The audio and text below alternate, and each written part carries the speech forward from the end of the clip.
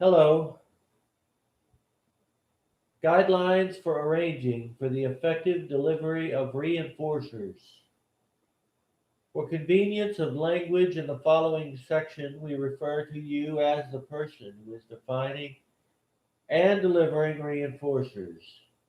What you do or say is not a reinforcer unless it increases the likelihood that the behavior you are trying to reinforce occurs again.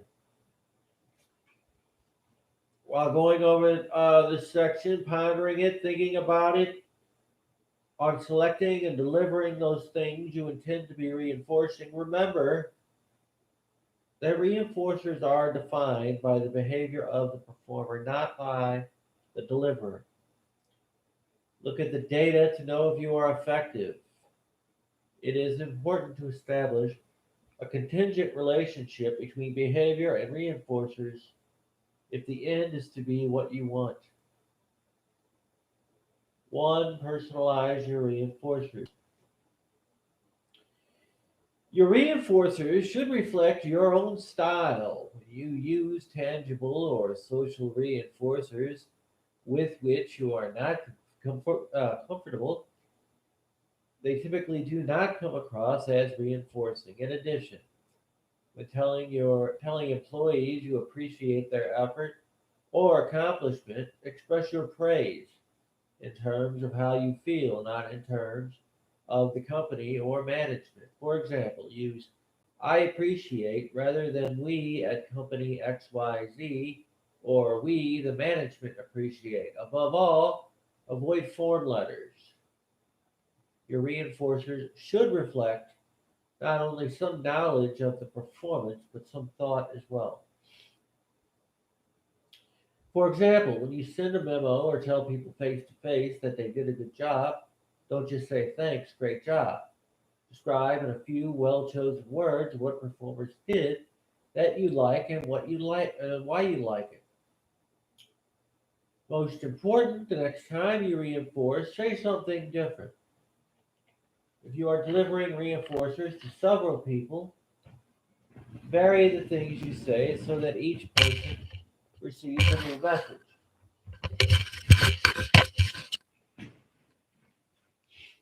All right. So when a person receives a tangible reinforcer, it should be immediately apparent that it was meant just for her or him. To do this, you must know the person's reinforcers, a requirement of effective management. Two, reinforce immediately.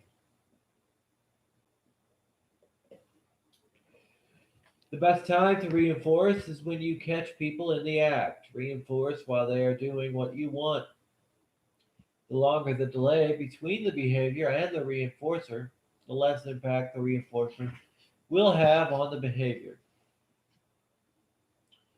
Because of the way organizations are being structured in the global economy, an increasing number of supervisors and managers do not see the people they manage every day. Some may see employees less than once a month. How can they reinforce effectively? The best thing to do is ask the performer to relive the accomplishment. Ask, how did you do that?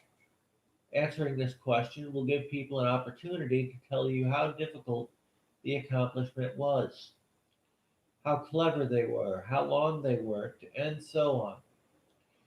This question is appropriate anytime you see results but were not present to see the behavior that produced them. Three, reinforce specific behavior. We may need to reiterate here that you do not reinforce people but their behavior. This means that you cannot reinforce a person or a group, but rather the behavior of the individual performer and the teamwork behavior of the individual team members. When good feedback systems are in place, it is not always necessary to be specific. Good feedback systems are based on the fact that the employer knows the specific behaviors that drive the graphed results. Therefore, while referring to a graph, a general statement like you're doing super can still be effective. 4. Reinforce with sincerity. The apparent sincerity of your reinforcers are extremely important, and this applies both to what you say and how you say it. If either is insincere, it is unlikely to be reinforcing. If your comments appear insincere, even though they are sincere, they are also unlikely to be reinforcing.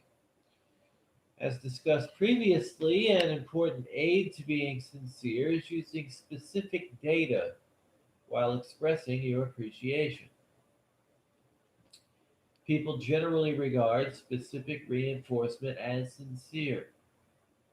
Another good idea is to use tangible reinforcers from time to time, along with your social reinforcers, a point mentioned earlier. Tangible reinforcers would be such things as money, social reinforcers, such things as a smile or a pat on the back.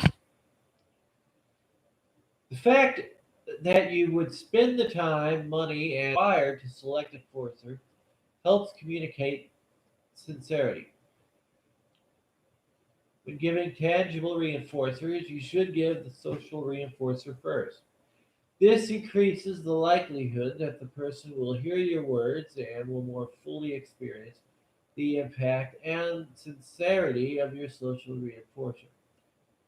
When you present people with an object, all the attention tends to be observed in the visual stimulation of the item, or in determining how much they like the reinforcer you choose.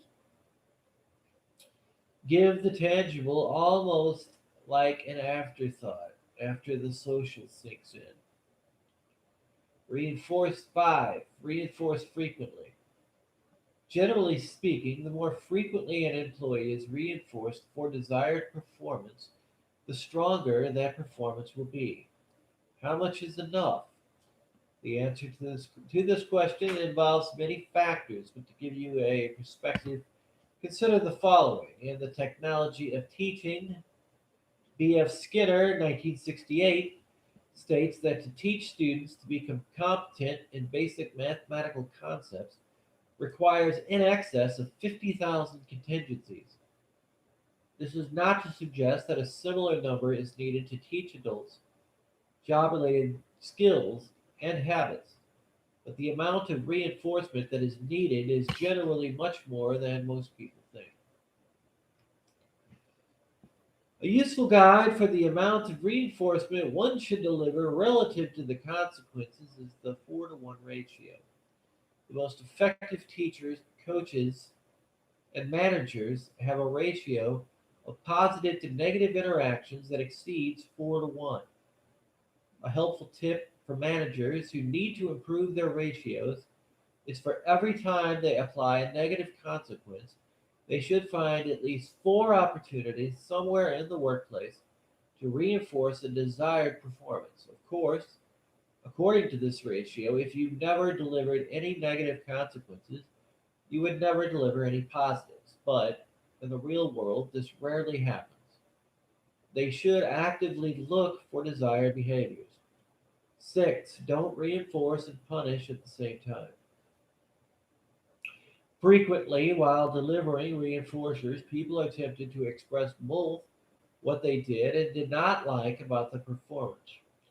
This causes several problems and is a bad practice. First, it tends to make people suspicious. If intended reinforcers are frequently followed by a negative, then attempts at reinforcement eventually become an antecedent for punishment. The reaction to intended reinforcers soon becomes, what have I done wrong now? If, however, you establish employee relationships that include lots of reinforcement, the employees will actually ask for corrective feedback because they know that improvement in their performance will increase their opportunities for positive reinforcement. With this practice, the formal performance appraisal becomes a time to simply summarize progress and make plans for future reinforcement by dealing with and correcting deficiencies. Don't mix goal setting and reinforcement. 7. Don't mix goal setting and reinforcement.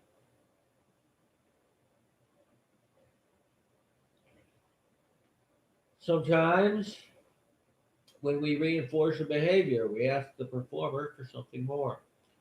For example, your report gave me the exact information I needed, Sandy. Thanks. But next time it would help if you get it to me earlier. Dick, you met your sub goal this week, but you realize you still have a long way to go. Many managers see themselves as positive reinforcers while their employees do not. Often managers say, I believe in positive reinforcement. This is the way I've always managed. Yet, when the employees of these managers are asked how often they are reinforced, they often respond never. One of the reasons for this response is that these managers violate the no but rule. It's not that they don't say things that are positive, they do. However, they spoil it by adding but, which not only cancels the reinforcer, but often creates negative feelings. Watch yourself to see if you violate the rule of no but in your reinforcement attempts. It may take more than four positive reinforcers to offset the effect of this error. All right, moving on. Oh, by the way, yeah, let's give props where props are due here. Uh, in this analysis that I'm doing, I'm borrowing heavily from this source right here, Performance Management, Changing Behavior That Drives Organizational Effectiveness, 4th edition, 2004. Okay, let's see, who's the author here? Got to write down. Uh, I'm just trying to cover my ass here. I don't want people to accuse me of plagiarism, by golly. C. Daniels and James E. Daniels. Okay, I gotta be borrowing heavily from these guys.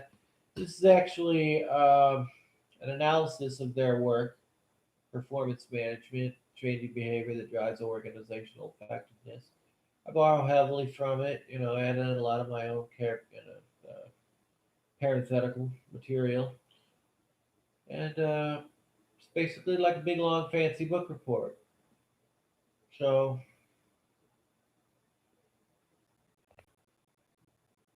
a lot of times, those of you who are regulars, familiar with the show, know that during the first half, I usually like to throw in, I have been borrowing heavily from principles of economics, trying to sort of mash the two together.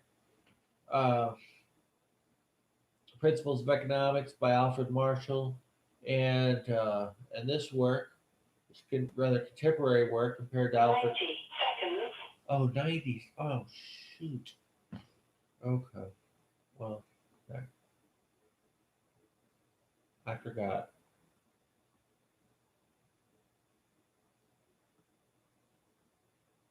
Okay. Thank you for using Blog Talk Radio. Goodbye. Bye. Okay, I messed up. Shoot.